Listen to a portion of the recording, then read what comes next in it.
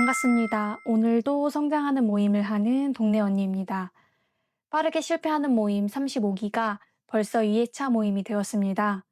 이번 영상에서는 책방 협업 제안에 도전했다가 실패한 이야기를 통해 할 수 없는 사람에서 해보는 사람으로 바뀌는 과정에 대해 이야기해보려고 합니다.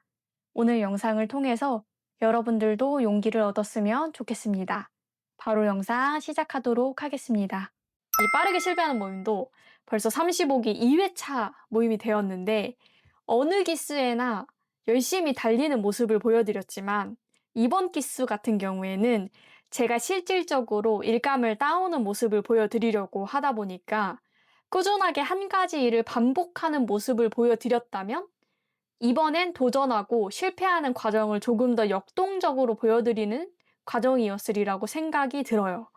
이번에는 이번 주에 있었던 책방 협업 실패 과정에 대해서 조금 더 구체적으로 여러분들에게 이야기를 드리려고 합니다. 100가지 일을 도전하겠다고 결심을 해야 하니까 할 일이 더 많은 거예요. 근데 하필 이때 편집도 몰려 있었거든요. 제가 목포도 여행을 다녀오고 또 빠르게 실패하는 모임도 하고 오프라인 모임도 하고 하다 보니까 할 게 너무 많았어요. 그런데 왜 갑자기 책방 협업 제안서냐라고 얘기를 하실 수도 있을 것 같아서 그것부터 먼저 설명을 좀 드릴게요. 아시는 분이 책방을 전국으로 다니시는 분이 있었어요. 핸드폰을 보여서 지도를 보여주시는 거예요. 근데 지도에 빼곡해 책방이. 그러니까 이 책방을 몇 해 전부터 엄청 다니시는 분이었던 거죠. 근데 그분이 저한테 언제 한번 동네 언니랑 책방 여행을 가고 싶다는 거예요. 근데 저도 책을 가지고 여행을 갔을 때 묘미를 알게 된 거예요. 저는 원래 여행 갈 때 책 안 읽었었어요. 왜냐하면 틈새로 책을 읽다 보니까 아니 내가 쉬러 가서도 책을 읽어야 돼? 라고 생각을 했었었는데 제가 최근에 세부 여행을 갔잖아요. 근데 세부 여행에서 책을 이제 남자친구의 배려로 엄청 많이 읽었어요. 그래서 4박 5일 세부 여행을 갔는데 청소년 소설을 4권이나 읽고 왔단 말이에요. 그만큼 그냥 일어서서도 그냥 책을 읽고 이렇게 했는데 정말 행복하게 다녀왔었어요. 그래서 나 이거 책 읽으면서 여행을 가면 너무 좋겠다라고 생각을 해서 이 책방 협업을 한번 해보면 좋겠다고 생각을 했었는데 더 추가로 좋았던 점이 제가 성장 모임을 하잖아요. 번아웃이 오시는 분들이 정말 많아요. 그러면 저한테 좋은 여행지를 추천해달라고 하시는 분들이 많거든요. 쉬고 싶어서. 그래서 그런 장소를 찾으면 좋겠다고 생각을 하기도 했어요. 그때 이 장소를 알게 된 거죠. 그래서 겸사겸사 이 책방 협업 제안서를 작성을 해보게 된 거예요. 근데 제안서를 써야 되는데 함께 움직이자고 하셨던 분이 일정이 안 되게 된 겁니다. 제가 제안서를 써야 할 때. 제가 동네 언니로 혼자서 움직이게 된 거지 지금까지 협업을 많이 하긴 했어요. 인플루언서들이랑도 협업을 했고 브랜드랑도 협업을 많이 했어요. 단 혼자 한 적은 없는 거죠. 그러니까 누군가와 크루가 돼서 한 거죠. 맨 처음에 했었던 분들은 3명이서 활동을 했었거든요. 이 호스트들이 저랑 오니님이랑 썸즈님이라는 3명이서 활동을 했었는데 각자 회사에서는 한가닥 하시는 분들이었어요. 저는 아니었지만 그분들은 하시는 분들이었어요. 그래서 제가 제안서를 안 써도 됐었어요. 왜냐? 그들이 너무 잘 썼기 때문이었습니다. 그리고 저의 역할은 뭐였냐? 그들을 쥐어짜는 역할을 했었어요. 그래서 저와 함께 있으면 진짜 빨래 쥐어짜듯이 녹초가 돼서 갔어요. 우리가 만나는 일이 별로 없으니까 쥐어짜내듯이 열심히 하고 가자 해서 정말 쥐어짜냄을 당하고 간 거죠. 그래서 저도 녹초가 됐지만 열심히 하고 갔었는데 오죽하면은 제가 시골에 살잖아요. 그들은 서울에 살았는데 동네 언니 절대로 서울 올라오지 말라. 동네 언니의 서울 환경은 없다. 왜냐하면 동네 언니가 서울 이사 오면 본인들은 본업을 포기하고 동네 언니랑 본업처럼 일해야 된다. 너무 실력이 출중해서 제안서를 쓸 일이 없었는데 이번에는 제가 홀로 제안서를 써야 할 날이 온 거죠. 솔직히 눈앞이 진짜 깜깜했습니다. 그 이유가 있기도 했어요. 왜냐면 저한테 노트북이 2개가 있어요. 하나는 집에서만 쓸 수 있는 거고 하나는 외부에서만 쓸 수 있는 건데 제가 외부에서만 쓸 수 있는 노트북이 있었던 거예요.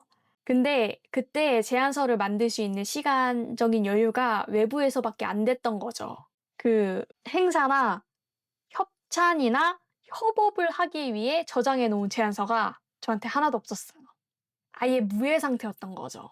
그런데 사람이 궁지에 몰리니까 서당계도 3년이면 풍어를 읊는다고 제안서를 뚝딱뚝딱 만들고 있는 스스로를 발견을 했습니다. 스스로도 솔직히 놀랐어요. 저는 아까도 말씀드렸지만 저 포함 3명의 호스트랑 같이 일했는데 3명의 역할이 좀 달랐어요.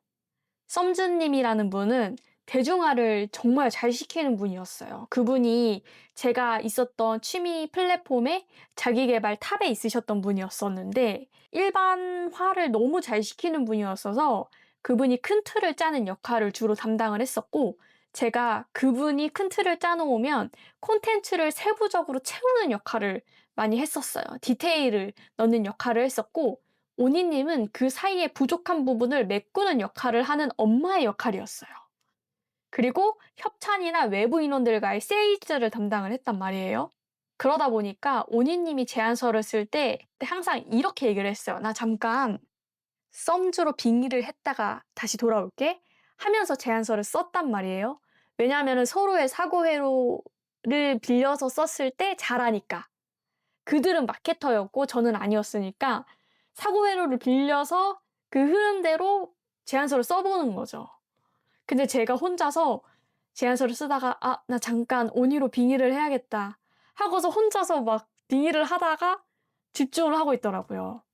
그 모습을 보고 어깨너머로 배운 것들 또한도 내가 다 경험이 되는구나 라는 생각을 했습니다. 그래서 제가 이번에 제안서를 쓰면서 여러분들에게 그 빠르게 실패하는 모임 창의 제안서를 그냥 전체를 보냈잖아요. 솔직히 저희 모임에서 제안서를 쓰시는 분이 있을 거거든요. 저보다 잘 쓰시는 분들도 있을 거예요. 근데 제가 그걸 그냥 보냈잖아요. 창피함을 무릅쓰고 보낸 건데 왜 보냈겠냐 생각을 해보면 진짜 노력하고 제가 부족함이 있을지라도 지금 이런 상태에서도 도전했다라는 걸 보여드리고 싶었거든요. 제가 느꼈던 게 뭐냐면 저는 원래 제안서를 쓸 줄 아는 사람이 아니었어요. 그리고 마케팅이 뭔지도 몰랐어요. 그래서 그 2명의 호스트님이 마케팅 단어를 쓸 때 그들이 마케팅 용어를 쓰면 그 꿀먹은 벙어리였고 진짜 무슨 소리 하는지 몰라가지고 뭐라는 거야? 풀어서 설명해줘. 뭔 소리인지 하나도 모르겠어요, 진짜. 그러다 나중에 이제 막 흐름을 보면서 막 그들의 용어 아는 척하고 막 그랬어요. 그러다가 이제 저도 스물쩍 그 단어를 알게 된 거죠. 근데 지금은 제가 직접 제안서를 쓰고 먼저 연락을 넣고 또 거절도 받아보는 사람이 됐더라고요. 근데 이게 저한테는 되게 크다고 생각을 했어요. 결과는 물론 실패했을 수도 있지만 저는 할 수 없는 사람에서 해본 사람으로 바뀌었거든요. 그래서 여러분들에게 꼭 드리고 싶은 말은 완벽하게 잘 하려고 하지 않아도 된다는 부분이었어요. 지금 당장 그 제안서가 발로 쓴 것 같다 하더라도 그 제안서가 이번에는 그랬을지라도 저번 대형 모임에서는 제가 협찬 다 따왔거든요. 그렇기 때문에 분명히 앞으로 제안서를 갈고 닦았을 때 분명 제가 따올 수 있는 부분이 있다고 확신을 하거든요. 저는 그냥 했어요. 모르는데도 했고 두려워도 했고 일단 해봤어요. 사람은 궁지에 몰렸으니까. 그러다 보니까 조금씩 되어가는 사람이 되더라고요. 여러분도 마찬가지라고 생각을 하고 지금 못하는 건 문제가 아니라고 봐요. 안 해보는 게 문제인 거지. 완벽하게 하지 않아도 되니까 일단 하나는 해봤으면 좋겠다.